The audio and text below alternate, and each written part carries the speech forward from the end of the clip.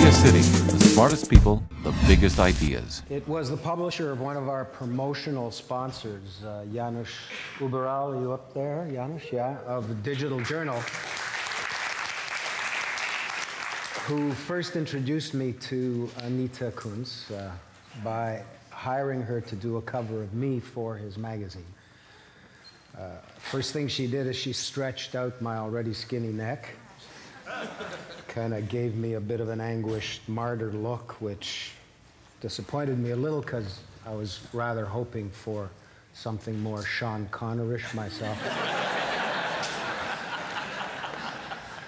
But in that work, she revealed a kind of uncanny ability to see into the future and came up with a piece of work which is part illustration and part true confession. Anita, come on up here.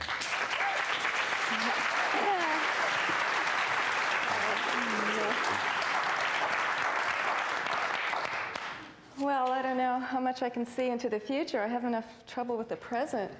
What I do is I'm predominantly a magazine illustrator. So the pictures that I do, let's just start. The pictures that I do really are done mostly for magazines. And it's interesting for me now especially to see, I've been doing this for 25 years. So to see the images that I did, like the images are always in a context. And to see, for instance, images like this, which happened before September 11th, I mean, I very much doubt this would get published again. And obviously a lot of them, you know, again, a lot of them are very controversial. This was sort of after Canada was not part of the coalition of the willing in Iraq. Oh, especially. But this was, I mean, this was the reporter who had exposed his premarital affairs. Now, this is the time that I have to tell people that I never use reference. I make them all up out of my head. You know, bye.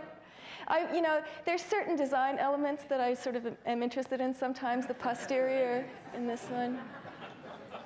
But I really just kind of wanted to give him a sweet send-off. And then this, I know, and then the world changed. This one, you know, I mean, I don't even want to talk about this, but so again, you know, I'm an illustrator. I'm sort of commenting on the world around me. A lot of times they're news features. I mean, this one's pretty self-explanatory. One thing that was really troubling to me, actually, was after September 11th. I mean, clearly photography was very much more appropriate to a lot of the imagery that was in the magazines. But there's this real fear now. There's this real conservatism and literalism. I mean, I think picture making obviously is wonderful. I think, you know, Jamie said that we're all scientists. I think we're all artists too. We're all artists. We start drawing when we're kids. Somewhere along the way we just stop. But I just kind of kept going. But this is really one of the ones that I actually was able to get away with. But it really was, I mean, it's a lefty magazine, and it was really, you know, Iraq is just the beginning. I mean, it was a very, very serious political commentary about what was going to be happening in Iraq. You know, something that was really funny, I mean, I mean, political satire has always had a great history.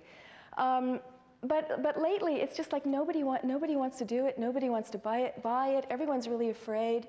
And it makes me afraid. You know, I mean, I did this picture, and then I noticed that the Department of Homeland Security, that the US military was visiting my website.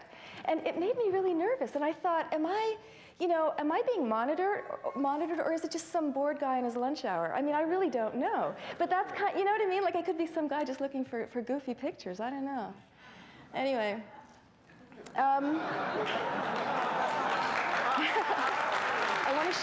I want to read to you some of the examples of letters I get. I have no idea what happens. I sit in my studio entirely by myself, and I make pictures. And then they go off, and I see them in the magazines, and by that time I'm working on the next one or the one after that. So the only way I can gauge the response is when people write in. So I was nervous about this one, but anyway, there was one that said, thank you for a portrayal of how millions of us feel about this cowboy and the path he has taken. We have empathy with his horse in our feelings that we too are being taken for a ride not of our choosing. The pathway is already strewn with insulted friends, invaded sovereign nations, deceitful rationales, questionable goals, and the roadkill of innocent lives and basic liberties. I was so happy. I mean, that was so great. Another one was, I loved your October 13th cover, maybe the best ever. The tree stumps were a deft and telling touch. They're rocks, but that's okay. Please, it's okay, they can be trees. Please keep politics off the cover. It's bad enough that I already have to read rabid left-wing political commentary by that asshole Hendrik Hertzberg to get the good stuff. If you must have politics on the cover, perhaps you could balance it somewhat with a drawing of Barney Frank sucking. All right, we don't need to read the rest of this. The end.